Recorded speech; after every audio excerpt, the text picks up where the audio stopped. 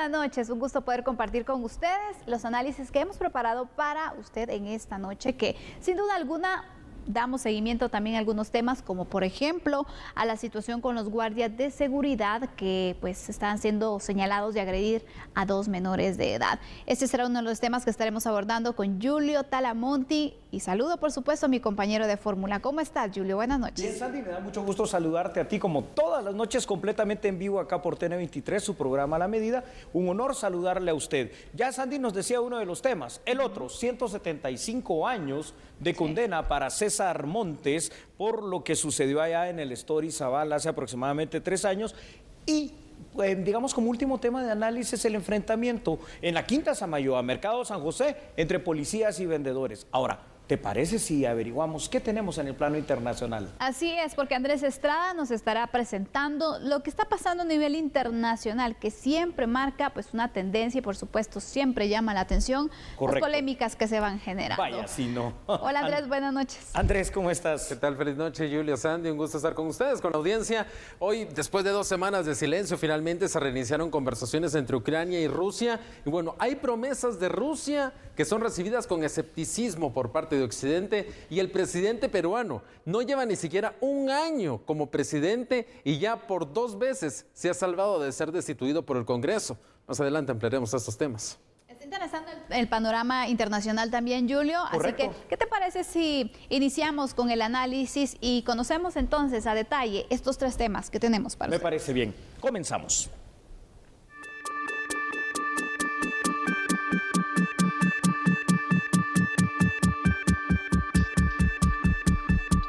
Culpable. De esta manera decreta el Tribunal de Mayor Riesgo Grupo E, alias el comandante César Montes, como autor intelectual del crimen de 3 soldados, quienes sufrieron una emboscada en septiembre del 2019 en Aldea Semuy 2, el Estorizabal. César Montes Macías, o Mario Ríos Sánchez, o Mario Hurtado López, o Julio César Macías Mayora, se le impone la pena de 25 años de prisión inconmutables por cada una de las víctimas, haciendo un total de 75 años de prisión inconmutables. Que Julio César Macías López, o César Montes Macías, o Mario Ríos Sánchez, o Mario Hurtado López, o Julio César Macías Mayora, es responsable como autor del delito de asesinato en grado de tentativa en agravio de Erwin Estuardo Coy Méndez, Edgar Domingo Caal, Anselmo Reginaldo Scholl Pop, Wilmer Danilo Su Caal, José Álvaro Chocac, Denis Alberto Show Bolón, con el voto razonable del presidente del tribunal.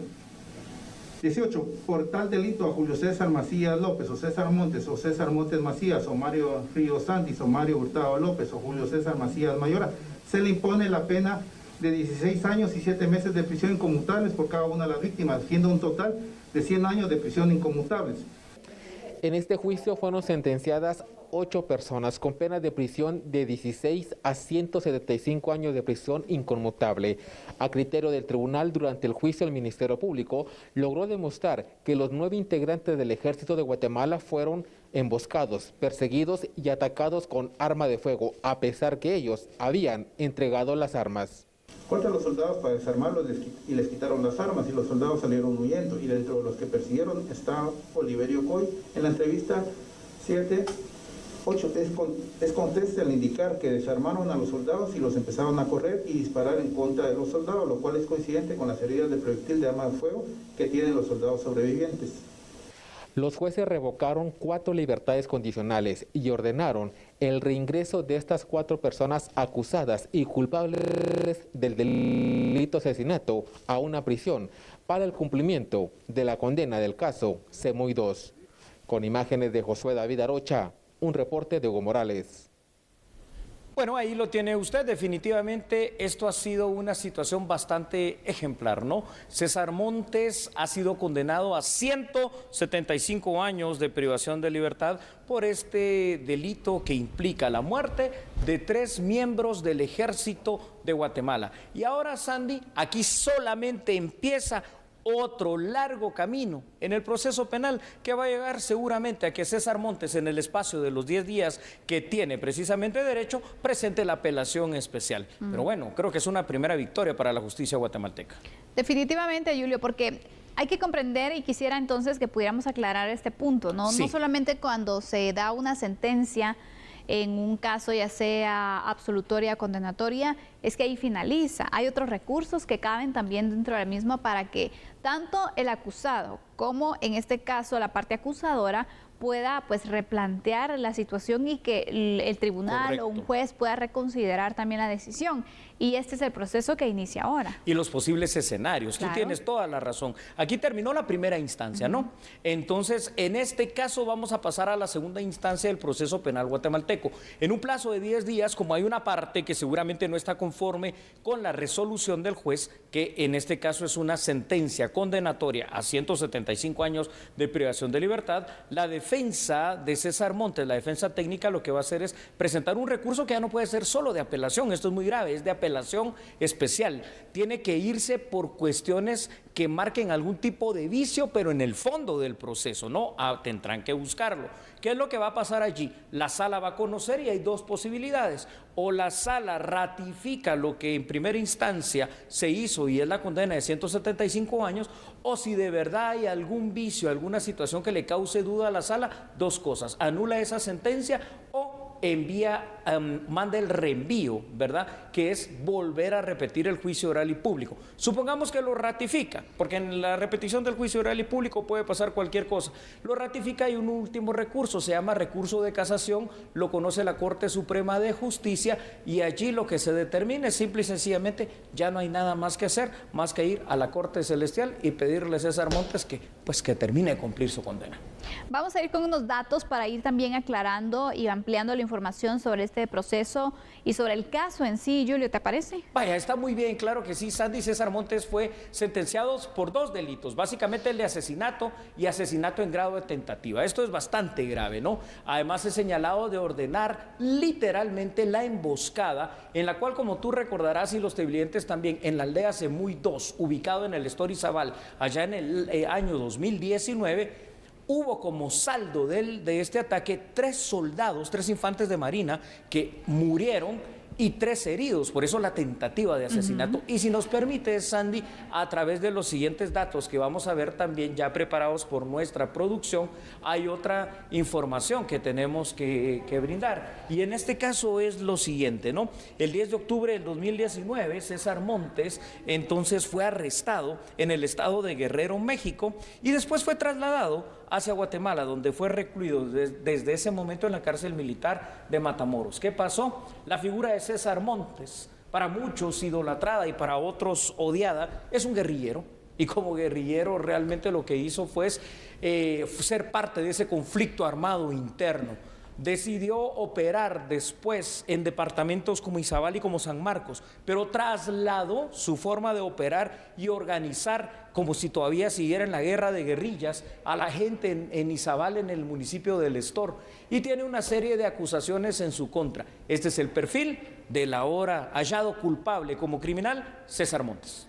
Así es, sin duda alguna, pues vemos aquí que luego de pues este tiempo que se inició con el proceso, por cierto, no es el único que está siendo procesado y correcto, que ha sido sentenciado también por la muerte de estos militares, sino que también hay otras personas que gozaban de arresto domiciliario como una medida sustitutiva, pero que ahora tendrán que pues ir al sistema penitenciario, a una de las cárceles que ha sido asignadas para cumplir la condena. Sí, es correcto, Sandy. ¿Por qué? Porque César Montes es hallado culpable de ser el autor intelectual, correcto.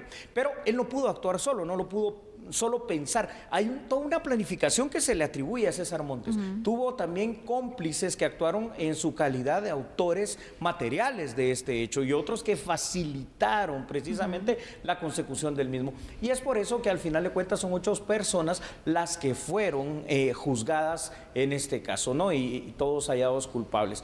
Bueno, no lo sé, 19 al 2022, 3 años, relativamente para los tiempos guatemaltecos parece ser un proceso corto, entre comillas. 175 años de cárcel, que es un número simbólico, porque sabemos también entonces, Julio, y con esto quiero ir finalizando y que tú por favor nos puedas ampliar, ¿qué representa esta cantidad de años y cómo es que se puede traducir ya en el sistema penal guatemalteco? Claro que sí, me voy a dirigir a usted por favor acá, véame bien, présteme atención. Aquí en Guatemala, en el tema de la pena, en el proceso penal, hay 2 penas que no se están aplicando. obviamente, la pena capital, que es la pena de muerte, ni tampoco el ergasto, lo que es la cadena perpetua. 175 años de privación de libertad parece una cadena perpetua. El sistema penitenciario guatemalteco, a través de ese régimen que tiene actualmente, lo único que permite por ley es que se puedan cumplir, así sea condenado a 1000 años de privación de libertad, el régimen progresivo, 50 años de cárcel, que también es un montón, y son 50 años penitenciarios que más o menos calcúlelos usted en 31 años. En este caso, para los efectos, considerando la edad y las condiciones de César Montes, prácticamente una condena a cadena perpetua. Vamos a continuar aquí en A la Medida, entonces con más información con mi compañera Sandy Monroy.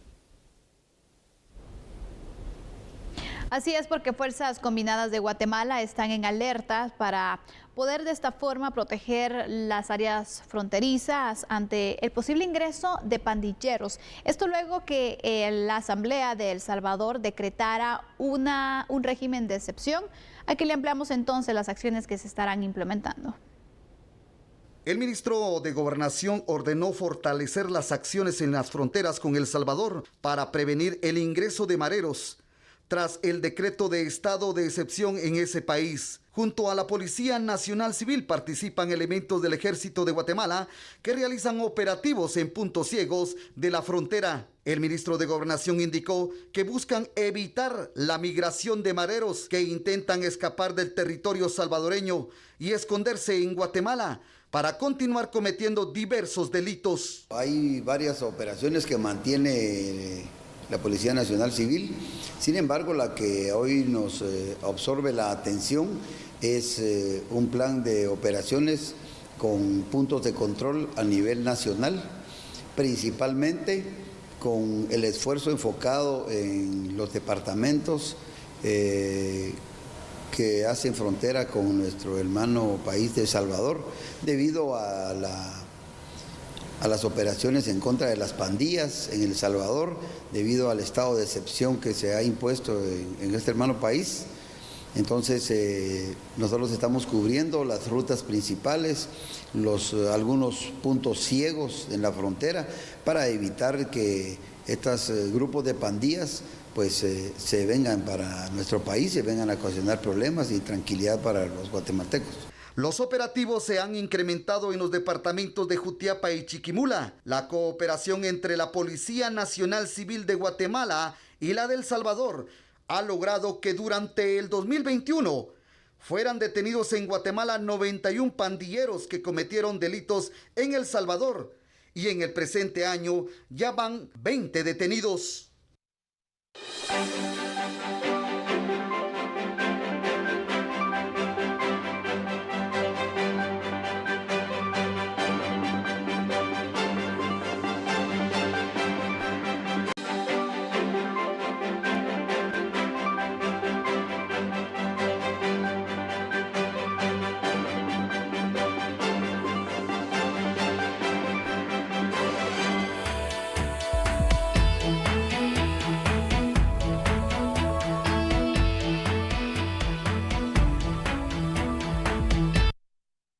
En redes sociales ha circulado un video en el cual se observa a 3 guardias de seguridad privada agrediendo a 2 niñas que pedían dinero en el perímetro de un centro comercial ubicado en la zona 16 capitalina, situación que generó rechazo entre los internautas. Autoridades del Ministerio Público informaron que los guardias fueron sancionados a través del criterio de oportunidad. El juzgado de turno de primera instancia penal con competencia específica para conocer delitos cometidos en contra de niñas, niños y adolescentes, les impuso sanciones económicas. Los guardias deben entregar 6,000 quetzales a una organización que ayuda a los niños. La misma cantidad deberá ser entregada a un hogar de menores. Estos 12,000 quetzales serán divididos entre los 3 guardias, es decir, que cada uno debe pagar 4,000 quetzales. Por otra parte, deben asistir a escuela para padres, recibirán terapia psicológica y en este proceso estará involucrada la Procuraduría General de la Nación, mientras que la empresa de seguridad para la que laboran debe facilitar la capacitación a sus empleados para aprender a tratar situaciones similares con niños en estas condiciones. Si usted me lo permite, entonces voy a tratar de explicar, Sandy y televidentes, a qué se refiere en primer lugar un criterio de oportunidad, ¿no? Porque esto parece ser que se resolvió demasiado rápido. En la audiencia de primera declaración, la defensa técnica de estos 3 guardias hizo lo que es lo lógico, ¿verdad? Y en este caso decir, ¿saben qué? Aceptamos, nosotros somos los culpables. Y no podían decir otra cosa, si esa es la evidencia. Entonces, el criterio de oportunidades, acepto mi culpabilidad, voy a obtener una sentencia que va a ser mínima, así como en este caso sucedió, y se les condenó básicamente a algunas situaciones que ya vamos a explicar más adelante. Pues ojalá sea una lección aprendida. Así es, Julio. La verdad es de que esta resolución pues ha marcado también cierta controversia. Yo creo que sí. Porque, por ejemplo, por muy leve. Algunos comentarios que se han emitido luego de conocerse este resultado, es que, bueno, no pasa nada agredir a un menor de edad, solo pago y prácticamente puedo salir libre, puedo tener entonces ese criterio de oportunidad. Pero, ¿cómo podemos interpretar el proceso, Julio? ¿Por qué este caso es diferente a otros de agresiones que se dan hacia menores de edad? Bueno, ¿qué elementos tiene? Hay elementos, digamos, en los cuales no existe, por ejemplo, es cierto, hay violencia, ¿no? Hay violencia, eso no lo podemos negar.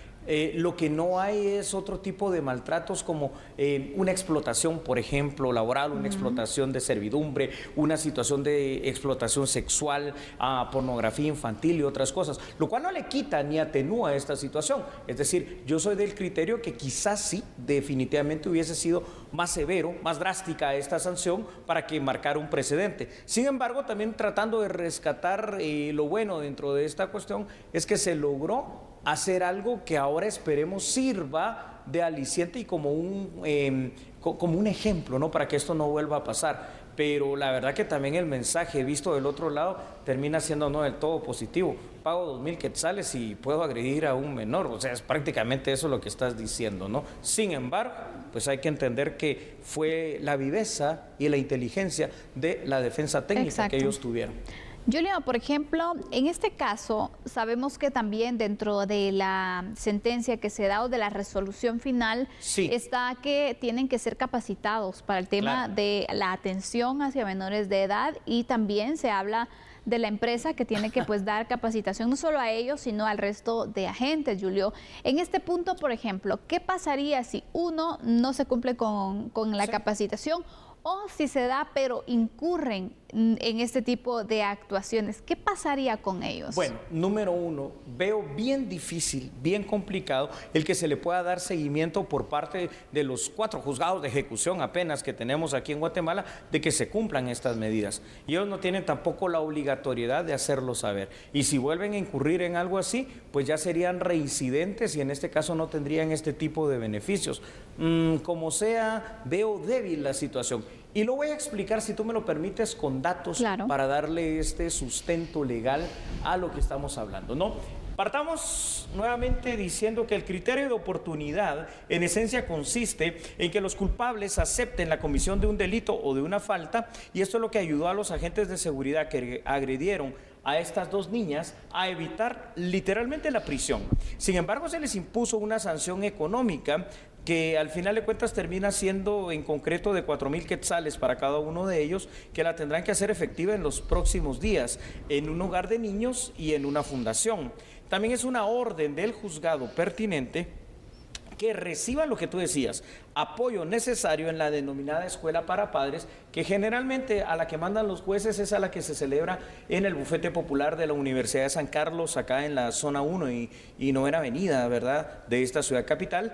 Y a su vez, el juzgador también ordenó que la empresa de seguridad realice las acciones necesarias para capacitar a sus empleados en este tipo de situaciones. Pero ¿quién lo va a controlar? Vamos con otros datos, por favor, porque así terminamos de ver qué es lo que pasó. Fuera de lo resuelto por el juez competente, va a ser necesario dar seguimiento a que esto se cumpla a cabalidad, porque si no, no va a pasar. Y se sigue evidenciando día con día que la niñez es uno de los grupos más vulnerables en Guatemala, Sandy, que sufren todo tipo de vejaciones. Quizá pueda pensarse que las sanciones impuestas a los responsables de este abuso a los menores fueron realmente débiles, y esto debería llevarnos a revisar la ley y los procedimientos, y particularmente yo, en este caso, creo que fueron muy débiles. El tema por ejemplo, la escuela para padres también es importante mencionarlo, Julio, porque es una situación que sin duda alguna se tiene que fortalecer. Sí. Y que también parece que le hace falta también a muchos padres poder recibir esta orientación.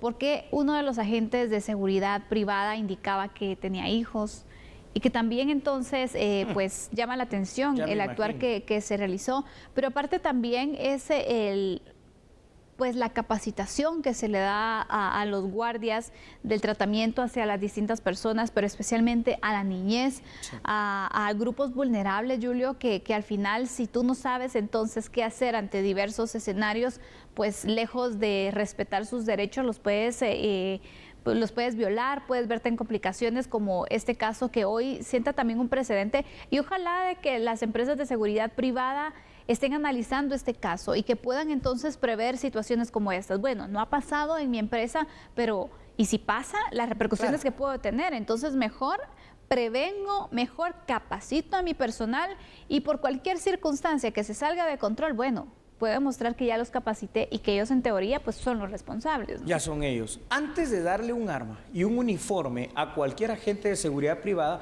cada empresa de seguridad debería de verificar que se capacitaron, por ejemplo, en derechos humanos, en el uso racional de la fuerza y en la inteligencia emocional, porque de lo contrario, simple y sencillamente estamos armando a cualquiera para que en cualquier momento, en cualquier parte y en cualquier lugar pueda agredir a hombres, mujeres, niños y en ocasiones, como ha pasado lamentablemente a través de empresas de seguridad privada, inclusive quitarle la vida a otras personas cuando se supone que su función es cuidarla y no quitarla.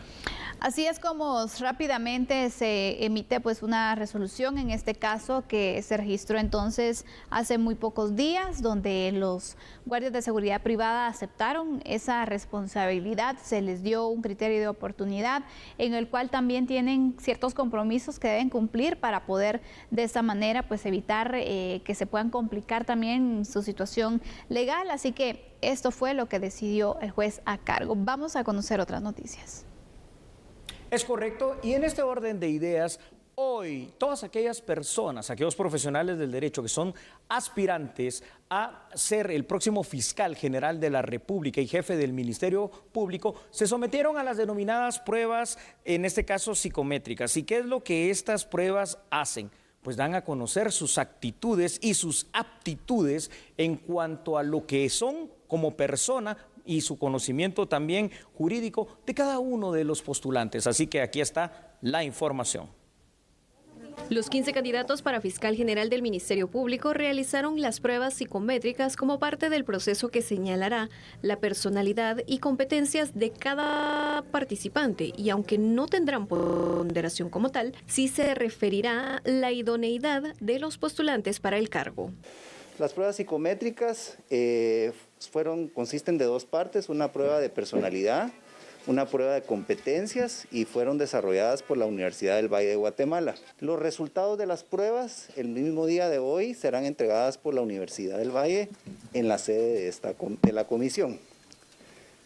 Estas serán presentadas el día de la sesión de mañana a los comisionados para que puedan dar lectura de la misma, y este es un instrumento más que los comisionados deberán utilizar junto con la entrevista que se desarrollará a cada aspirante a partir del día 4 de abril, es decir, la próxima semana. No, es decir, lo que está ponderado es la entrevista como tal. Las pruebas psicométricas es una herramienta para que cada comisionado pueda evaluar las competencias, los resultados de personalidad, y que sea un complemento para la entrevista que se deberá desarrollar. Para este miércoles está planificado conocer las pruebas de descargo de las personas que tuvieron tachas. El conocimiento de las pruebas de descargo que presentaron los aspirantes que recibieron señalamientos. Estas van a ser leídas el día de mañana. La comisión definirá el día de mañana si emite algún pronunciamiento en esa sesión o si lo hace al momento de aplicar la tabla de gradación. ¿Por qué al momento de aplicar la tabla de gradación? Como ustedes saben, está compuesta de 4 elementos: los aspectos académicos, profesionales, de proyección humana y éticos. En el apartado de elementos éticos es en donde deberá de analizarse tanto la carencia de sanciones de las diferentes instituciones que emitieron certificaciones, sus declaraciones y los impedimentos o señalamientos que fueron presentados. Para los primeros días de abril se tiene previsto que comiencen las entrevistas de las personas postulantes al cargo de jefe del Ministerio Público. Pero ¿cuáles son las atribuciones de la Comisión de Postulación en este proceso? Analizamos el tema con Estuardo Ralón, presidente del Centro para la Defensa de la Constitución. El presidente de SEDECON explicó cuáles son las tachas que deben ser tomadas como válidas por los comisionados. Quizá lo primero hay que mencionar que están bastante claros los límites. La Comisión de Postulación emitió un reglamento interno antes de empezar a recibir expedientes. En ese reglamento interno indicó que no iba a recibir señalamientos anónimos, indicó que tampoco iba a asumir funciones jurisdiccionales de un tribunal o de una judicatura o funciones de un órgano administrativo, ya que dice que si hay un señalamiento tiene que haber una resolución firme administrativa o una resolución judicial. No se aceptan señalamientos políticos o recortes de prensa o señalamientos mediáticos. Tienen que ser señalamientos legales de un proceso administrativo judicial que ya esté finalizado. Bueno, la importancia de eso es que si hubiera algún incumplimiento, si asume funciones judiciales, administrativas y empieza a resolver como que fuera un tribunal, podría echar por la borda todo el proceso, ya que una persona afectada podría con un amparo detener el proceso y pedir que se corrija el error. O si un aspirante, digamos, fue afectado porque la comisión se extralimita de sus funciones, pues puede incluso iniciar una denuncia personal, penal, contra algún comisionado por haber asumido funciones de un juez o de un tribunal, ya que no puede, digamos, una comisión decidir sobre a quién le corresponde un derecho o interpretar como situaciones que no han sido resueltas en algún órgano competente. El pasado 16 de marzo finalizó la recepción de tachas contra los aspirantes a fiscal general. En total se recibieron 28 señalamientos contra los profesionales.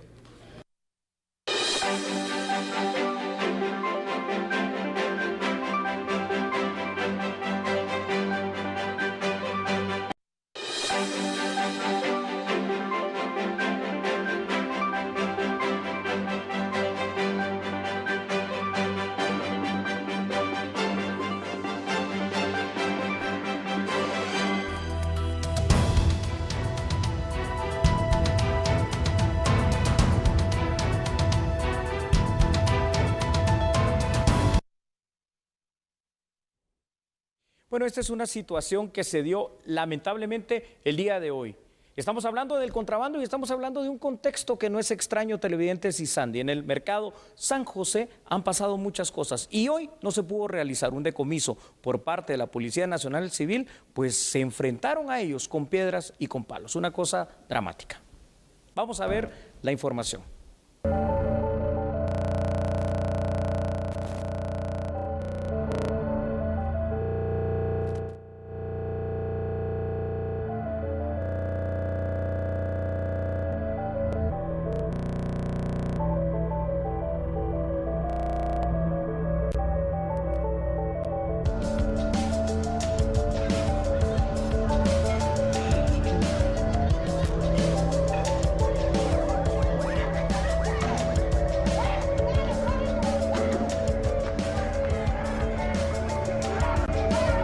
Lo que parecía ser un día normal de compras se convirtió en una jornada de disturbios tras enfrentamientos entre supuestos comerciantes y agentes de la Policía Nacional Civil.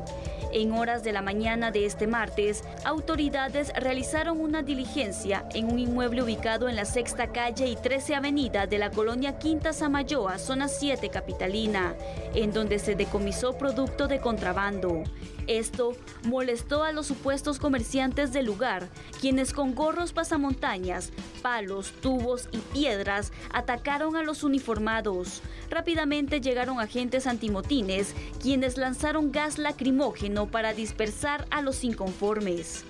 Algunos vecinos, como indicaba anteriormente, se mostraban pues alterados, nerviosos por los ruidos que ocasionó este enfrentamiento. Empezó el incidente desde la mañana. Comenzaron y vaciaron una bodega de mercadería. Y no era ningún mercadería. Se llevaron un camión de mercadería, de nuestros compañeros. Nosotros trabajamos para comer. Para comer. No trabajamos para andar jodiendo a las demás bandas. Algunos de los encapuchados estaban armados, pues dispararon contra los uniformados, indicaron vecinos, quienes salieron de sus viviendas para observar lo sucedido. Cuando las autoridades creyeron haber controlado la situación, los inconformes corrieron a lanzarles objetos. Algunos elementos policiales abordaron las patrullas y se retiraron del lugar.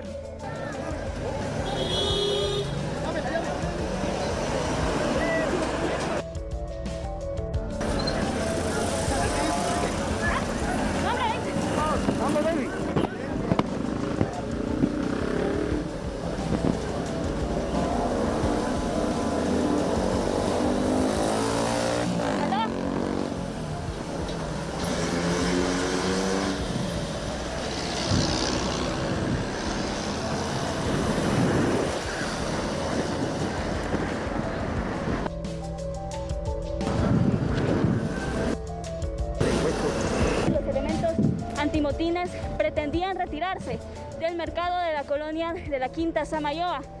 Sin embargo, en ese momento, algunos de los comerciantes regresaron y empezaron a lanzarle piedras a las diferentes unidades de la Policía Nacional Civil. Algunos elementos se han retirado del lugar.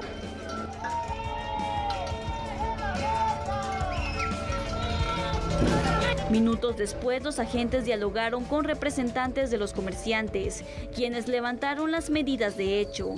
4 agentes de la Policía Nacional Civil fueron trasladados a la emergencia del IC 719, pues resultaron heridos a causa de las piedras que lanzaron los inconformes.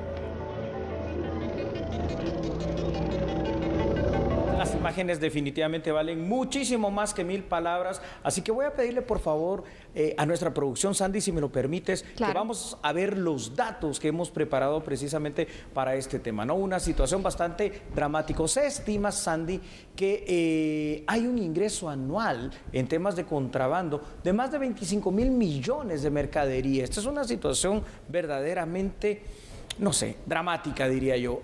Los agentes de la PNC hoy intentaron decomisar esa mercadería. Esa me refiero a la que ellos presumen que es de contrabando junto con el Ministerio Público. Pudieron llevarse una parte, pero luego ya vimos lo que sucedió. Además, los vendedores se organizaron rápidamente, se opusieron a estas acciones, hubo enfrentamientos como lo que pudimos ver con piedras, con palos, con tubos y bueno, resultado de esto, 4 agentes de la PNC, 2 hombres y 2 mujeres que están heridos y 2 personas también que fueron capturadas. Vamos a ver los otros datos informativos que también son importantes en este contexto. Ahí tiene usted a los capturados en pantalla precisamente, mientras le decimos que muchas personas en nuestro país, pues por supuesto que compran como una situación muy cotidiana, Sandy, productos derivados del contrabando. Es más, yo me atrevería a decir que muy pocos guatemaltecos pueden decir que no han comprado en alguna ocasión un producto que venga derivado del contrabando como tal. El contrabando, ¿cuál es la ventaja? Entre comillas, ventaja, tener un menor precio porque no paga impuestos. Ahí está lo malo.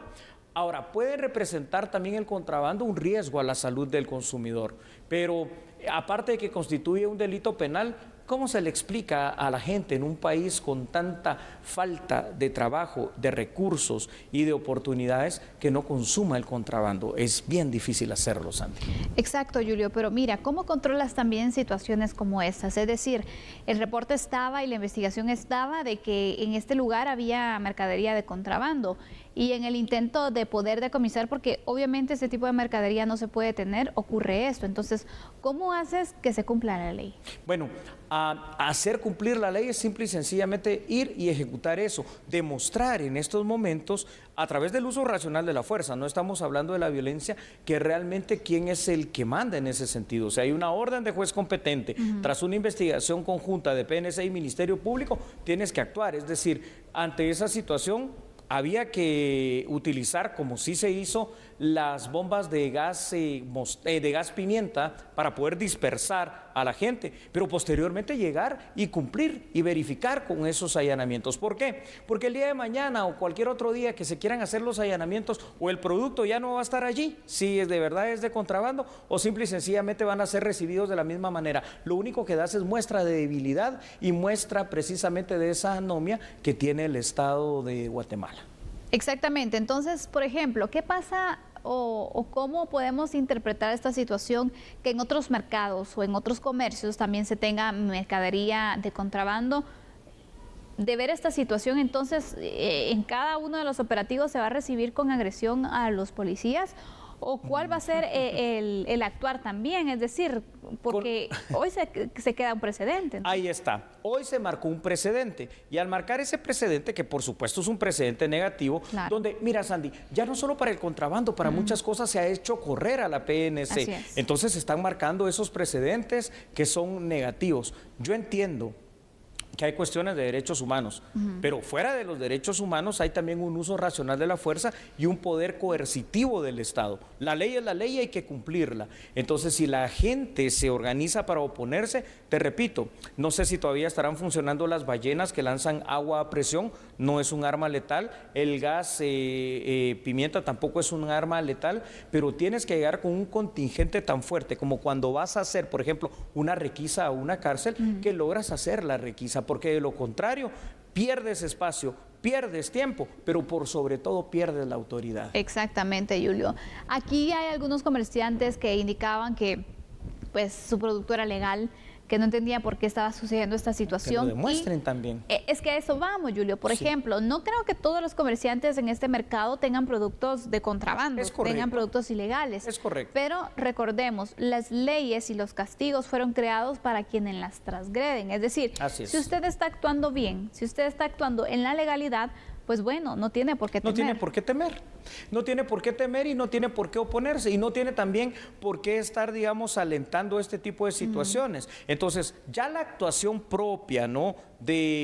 Bueno, se dice que son vendedores, habrá que realmente constatar esta situación, que se organizaron y recibieron de esa manera a los elementos de la PNC, ya nos deja mucha duda y dice, bueno, puede ser entonces que sí sea definitivamente un producto de contrabando. Y no lo vamos a negar porque es que sí hay bastante producto de contrabando. ¿Cuál es el problema del contrabando? Porque la gente dirá, es que es más barato. Sí, pero puede estar vencido, puede ser no bueno o puede estar alterado, pero por sobre todo, el tema de no pagar impuestos no es solo para la SAT, el tema de no pagar impuestos hace que la industria guatemalteca no pueda competir de la misma manera y que comprar unas galletas mexicanas de contrabando termine resultando más barato que unas galletas guatemaltecas que pagan impuestos y termina cerrando la fábrica guatemalteca y termina quedándose la gente sin su trabajo.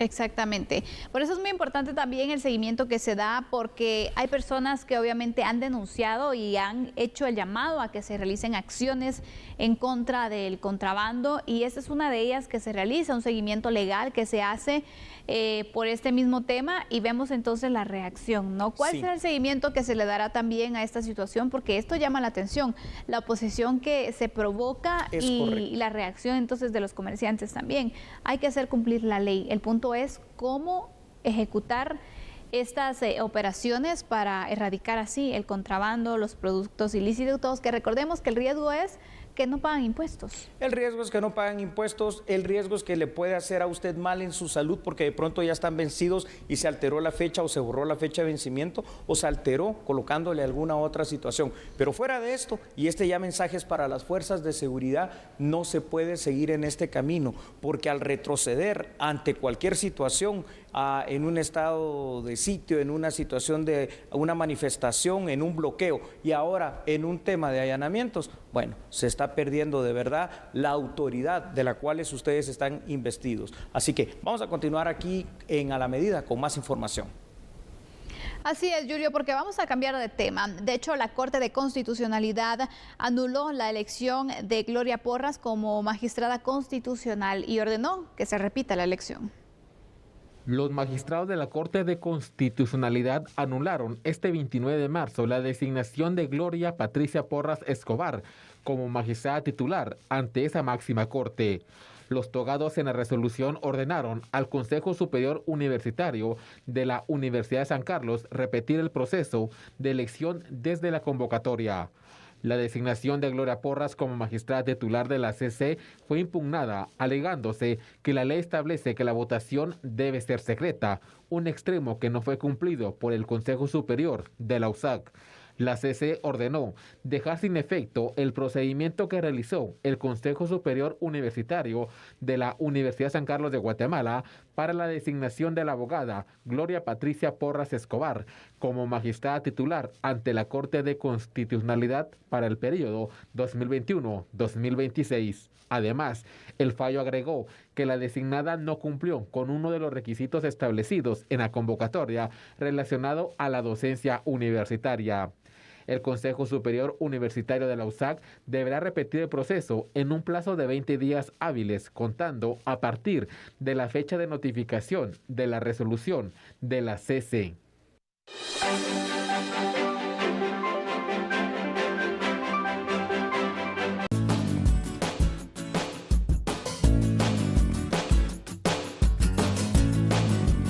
Fecha de hoy, 29 de marzo de 2022. Este es el tipo de cambio del dólar estadounidense según el sitio Infodólar y el Vanguard. Compra 7 quetzales con 51 centavos. Venta 7 quetzales con 67 centavos. Revisamos ahora el tipo de cambio del euro, la moneda vigente en Europa. Para este 29 de marzo, según el sitio Infodólar, compra 7 quetzales con 89 centavos. Venta 9 quetzales con 57 centavos.